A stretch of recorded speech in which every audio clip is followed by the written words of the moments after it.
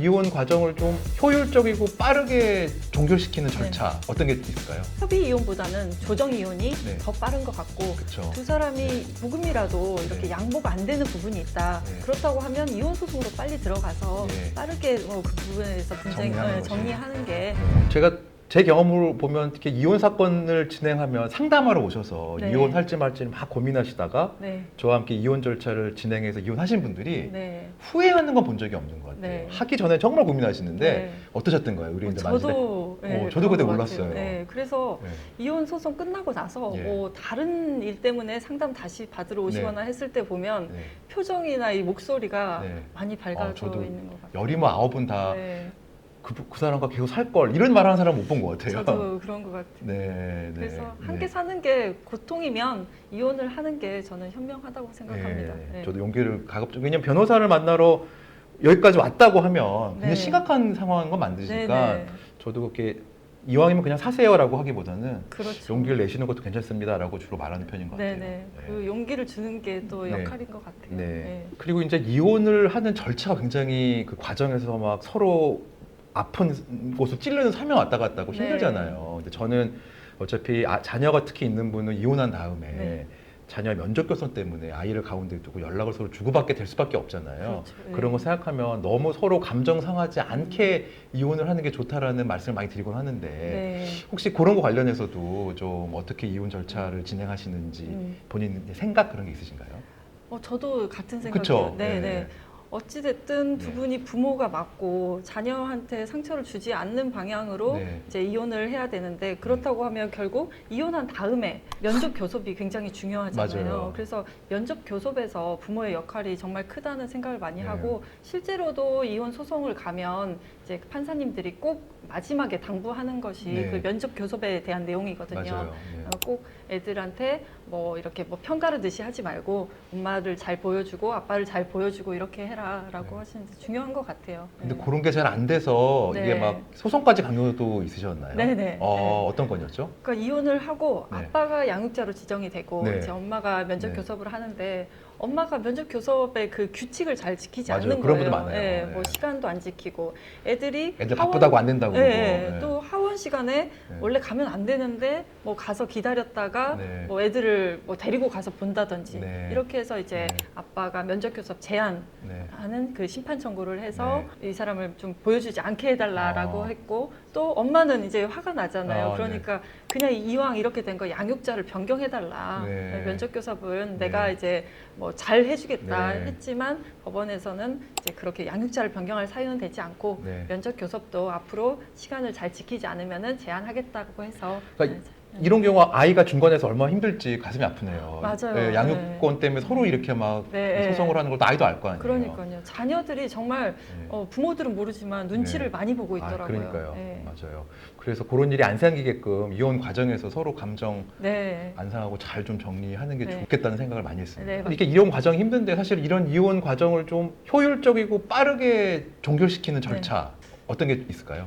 저는 만약에 네. 두 사람이 이혼 의사가 합치한다 네. 그러면은 협의 이혼보다는 조정 이혼이 네. 더 빠른 것 같고 그렇죠. 두 사람이 네. 어떤 조금이라도 이렇게 네. 양보가 안 되는 부분이 있다. 네. 그렇다고 하면 이혼 소송으로 빨리 들어가서 네. 빠르게 뭐 그 부분에서 분쟁 정리하는 것이. 정리하는 게 네. 제일 빠를 것 같습니다. 네. 저도 이렇게 협의 이혼을 하다가 사실은 협의가 다 됐다고 생각하지만 협의를 명확하게 하고 또 서로 왜 협의 이혼하면 숙려 기간 있잖아요. 네. 서로 막 같이 법원도 가야 되고 숙려 기간 동안 기다려야 되고 하는 네. 힘들어하셔서 네. 이혼 조정 절차를 통해서 네. 이미 합의된 내용을 빠르게 확정하는 네. 절차로 이혼을 진행하니까 참 감명하더라고요. 네, 네, 네, 네. 그래서 그걸 연예인들의 이혼 방법이라고 하던데 네. 그런 거 좋은 것 같습니다. 네, 저는 그 조정 이혼이 네, 네. 저도 굉장히 좋은 것 같은데 네. 변호사의 선임 실익도 두 네. 사람이 다 합의됐다고 하더라도 네. 변호사 선임 실익이 거기에 있는 것 같아요. 네. 이제 협의 이혼을 네. 하면은 뭐 이제 두 사람이 어떤 재산 분할이나 위자료는 법원이 신경을 쓰지 않으니까 네. 알아서 정해야 되잖아요. 네. 근데